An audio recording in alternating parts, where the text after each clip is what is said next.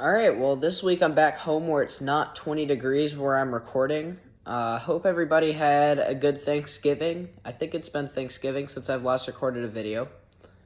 I went 3 for 3 on my Thanksgiving picks last week, so I think that's good. Other than that, the games last week, the Jaguars pulled off an upset at home against the Ravens on a 2-point conversion. Trevor Lawrence looked amazing in that game, 29 of 37, 38 with, I think, 321, 3 touchdowns, something around there. Also, the Chargers beat the Cardinals by 1 point. I didn't get to watch much of that game, but I think it was interesting down the stretch, and I remember just going, oh my gosh, the Chargers actually won that game.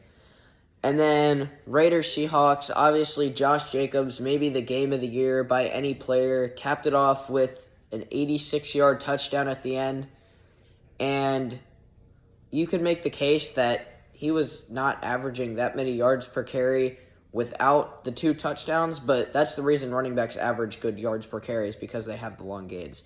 So great game from him, great win for the Raiders, and hopefully they can build on that going forward for them. The Rams just continued their downfall. They got beat bad by the Chiefs, but this game was kind of out of their reach the whole game. The Eagles put up 40 on the Packers, and for a little bit it looked like that they were going to lose there. It was 13-0, and then as soon as that missed extra point happened, everything seemed to go downhill, but they held on for the win. And that's really all I have from last week, so let's hop into the video. So, moving ahead straight to Sunday, I did miss the Thursday night game. I didn't have a ton of time to record a video, so I figured I would just save it for tonight when I had a little more time. But moving on to Sunday, we have Steelers at Falcons, and this one is a toss-up. Even the odds makers think it's a toss-up. It's a pick-em. But I'm going to just go with what I've been rolling with. Kenny Pickett, I've picked him in a few games, and I think he's going to keep rolling this week at the Falcons. The Steelers, I think, pick up their 5th win of the year. He's looked great. That connection, Pickett to Pickens, may be great for years to come. So, give me Steelers at Falcons.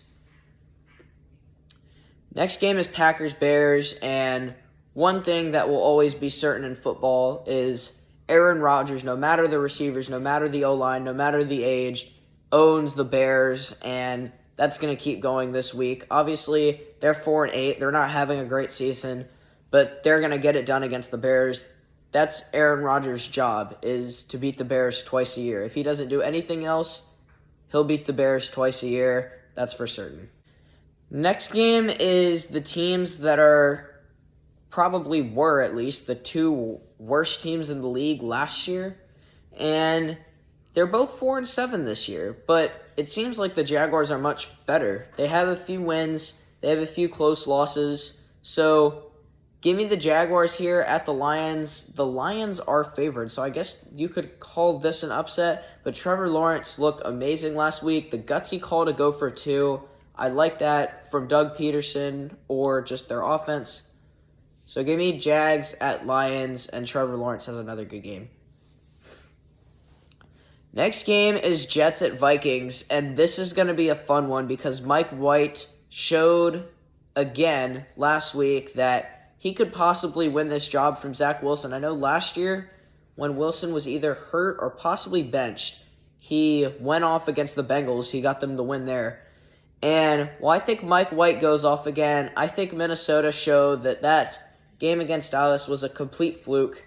And they get a win at home against the Jets, who obviously had that great game last week. But other than that, they've had a bit of a tough time putting points on the board. I don't think that's really the case, but I still think the Vikings get the win. Next game is Commanders at Giants, and I've heard talk of all 4 teams making the playoffs from this division, which I think it can happen. And I was watching maybe Get Up the other morning, but somebody made a really good point. And what other teams really are going to make the playoffs? NFC East is the division we're talking about. Nobody else is from the NFC North. Nobody else is from the NFC South. Literally the only team, one team, that could prevent the NFC East from having 4 teams is the Seahawks or the Niners. Whoever doesn't win that division could get 7th, slip into 6th. But I think the NFC pulls it off. And since the 17 playoff format was implicated, I think that they have all 4 teams. But going into the game, Commanders at Giants. The Commanders have been really good in the past few weeks. They're up to 7-5. Giants not so great. They're down to 7-4. But I think that the Giants and Danny Dimes rebound here a little bit. They're at home, and they desperately need a win if they want to stay in this playoff race and, as I said, secure those 4 spots for the NFC.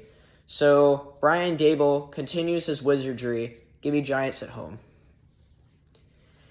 Next game is Titans at Eagles, and the Eagles played a close game against the Colts, a close game against the Packers, lost to the Commanders, and I think they need one win to show that they're completely back. They've never really looked like the team we saw at 8-0 since that loss against the Commanders. I think they do that this week with the crowd behind them against a pretty good Titans team.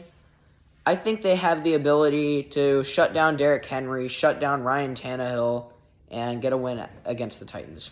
Next game is Broncos at Ravens, and as you can tell, the Broncos stink. They just got beat by the Panthers, and I went to that game last week, and that was no fluke. The Panthers should have won that game, which is saying a lot for how bad the Panthers really are. But the Broncos are not good, and Russell Wilson just does not look like the Seahawks Russell Wilson. I don't know if it was Pete Carroll or Tyler Lockett or DK Metcalf or whoever he had there, but he's not the same in Denver, and the Ravens win this game easily. Next game is Browns-Texans, and this is a pretty interesting game. Deshaun Watson coming back to face his former team in his debut, and in the preseason, he didn't look very good. He probably played about a drive, maybe 2 drives, and he just didn't look very good. I think he maybe went 1 for 4, 1 for 5. But I think he gets it done against his old team here. They just got crushed by the Dolphins, so I don't think it's really too much to ask for him to pull out a win. So I think they win big. All right, next game is going to be Seahawks at Rams, and this is another one of those games where coming into the year, the Rams win this game easily. I think I've said that with a lot of the Rams game this year. But now I think the Seahawks win this game easily. Like with the Giants, they need a win to prove that they're still here. They're still in the playoff race. And I think Geno has another really good week. And I was considering putting him as a start this week for fantasy, but I didn't have enough start slots. I had a lot of guys that I really like this week. But give me Geno and the Seahawks to win on the road in LA. Next game is Dolphins versus Niners, and this is a tale of 2 teams that I feel like I've seen making a lot of moves together over the past few years. I know the Niners got that number 3 pick from the Dolphins, and then the Dolphins got Jeff Wilson. They had another one of their running backs, who I can't think of the name of, but Raheem Mostert, there we go. So, and then Mike McDaniel, I believe, came from San Francisco. I might be wrong about that. But Dolphins, Niners, these are 2 teams that really, I think, have Super Bowl contention this year. Tua is still somehow undefeated when he starts and finishes a game. The Niners have looked great since they picked up Christian McCaffrey. Last week was a bit of an exception to that great on offense, only scoring 13 points, but they shut out the Saints. Anytime you shut out any team, that's a statement. So Dolphins, Niners, this is, dare I say, even maybe a Super Bowl preview. But Niners have that home field advantage. Niners fans obviously are great. So I think Tua gets his first loss as the starter and finisher of the game. But this is going to be a great game and a very fun one to watch. And I think the only game that's going to be more fun to watch than that game this week is going to be Chiefs at Bengals, AFC Championship rematch. And Joe Burrow goes off when he plays the Chiefs. Jamar Chase goes off. They're getting him back. So Give me the Bengals at home to upset the Chiefs. They did it twice last year. I think they can do it again this year. Next game is Chargers at Raiders, and the Raiders, despite getting that win last week, they're still not like the Broncos, who they were supposed to be in the super competitive AFC West, but neither are the Chargers, so the Raiders are actually favored in this game. But I still like the Chargers on the road. I think they may have Mike Williams coming back. I don't know how severe that injury that was, or how severe the injury was for Mike Williams, but they beat the Cardinals on the road last week. I think they beat a very similar Raiders team on the road this week. Next game is Colts at Cowboys. And the Cowboys, if you've watched them in recent weeks, they're one of the best teams in the league. And that's one of the reasons that Vikings game was no fluke, is obviously the Cowboys aren't going to beat every single team in the league 40-3. But they are a really, really good team. And they'll make light work of the Colts here on Sunday Night Football. And they may not lose another game this year. We'll see. But they've looked just incredibly good since that loss against Green Bay. And then the Monday night game is Saints at Buccaneers. And as somebody who's had Mike Evans a few times in past years, and I'll get into that a little bit later, the Bucs cannot score against the Saints. They have some mental block or whatever against the Saints, and this is actually somehow 5-6, 4-8, a big game for playoff implications. I mean, these two teams are either on top or close to on top of the NFC South. I'm not quite sure how those standings are. I should as a Panthers fan. But give me the Bucs to pull out a win against the Saints here. It's going to be low scoring. It's going to be ugly. Nobody's really going to have that good of a game. Nothing's going to be special. But I think the Bucs barely pull it out in the end. And now my lines for this week. Vikings at home -3 against the Jets. I think they win this one at home against the Jets. 3 points is not too much to cover as well. Of course, now that I say that, they're probably going to win by 1 or 2. But give me the Vikings -3. Again, just really not much to cover, and I think they win this game by a score or 2.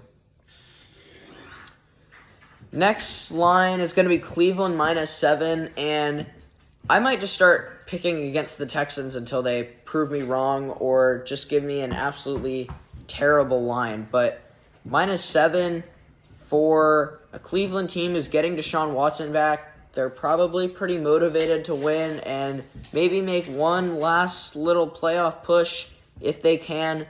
I think they win by 2 scores, 3 scores, whatever. The Dolphins blew them out last week. They had the -13 line at half and then some. So give me Cleveland -7 against Houston. And this feels like a little bit of a cheat line. I didn't really love any of the other lines. But Chargers -1, I'm picking them to win this game. So go ahead and give me this line, Chargers -1. Obviously, there's no way they can win the game, and this does not work. But I'm pretty confident that they win this game against the Raiders. The Raiders can't seem to beat any team except the Broncos and the Seahawks, I guess. So Chargers -1. And now for my starters this week. The Mike White hype is real. I think he has at least one more good game, and I think it's going to be this week against the Vikings. I like his young weapons. I like Garrett Wilson. I do like Elijah Moore. I think Denzel Mims may be back by now. Corey Davis. But he showed that he can definitely compete with Zach Wilson for that starting job, and expect that to keep going this week. I think despite these two teams having pretty good defenses, that there's going to be a lot of scoring in this game. They showed that last week in Patriots and Vikings, and I think there's more of the same here. Christian Watson, if you don't have him in your lineup by now, get him in. He scored 6 touchdowns in the last 3 games.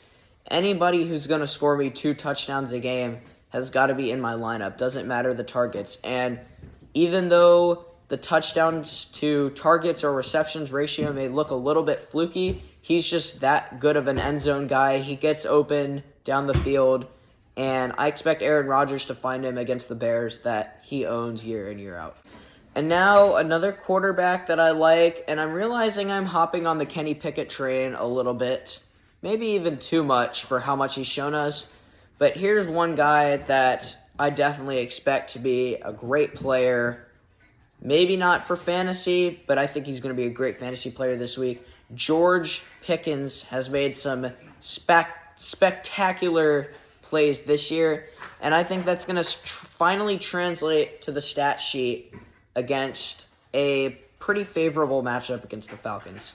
And now my sits, a couple guys that you wouldn't really expect to sit on a weekly basis. First one being Mike Evans, and as I've said, I've owned Mike Evans a lot in the past. He cannot get open against Marshawn Lattimore. I remember one time last year he had like one catch for 4 yards in the first 3 quarters and then got open for a 50-something yard touchdown. But he cannot get open against Marshawn Lattimore. And he surprisingly had the same thing against James Bradbury when he was on the Panthers, but he just does not have good games in the division. So if you have other options, definitely sit Mike Evans. My next sit, and I said this a few weeks back, is Najee Harris. He cannot get it going. I mean, he just doesn't look like the same player as he did last year, and I don't love him against the Falcons this week. So, like Mike Evans, and this kind of goes for a lot of my sits, if you don't have other options, play these guys. These are normally weekly starters, but if you have guys and you're debating between this guy, that guy, this guy, that guy, then these guys are not who I would put in, and Najee Harris is most certainly one of those this week.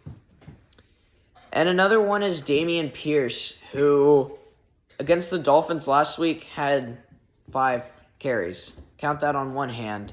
That's not a lot of carries. You're not going to do very much with 5 carries. And the reason is because they got down so much. As a Panthers fan, I have Dante Foreman on my fantasy team. When we got down to the Bengals 28-0 in the first half, he got 7 carries. When teams get down, they don't like to run the ball. And I think they're going to get down against Cleveland. So Dameon Pierce, not a great option this week like he normally is. And that's all I have for this week. Let me know what takes you agree with. Let me know what you disagree with. And I'll see you next week. Bye-bye.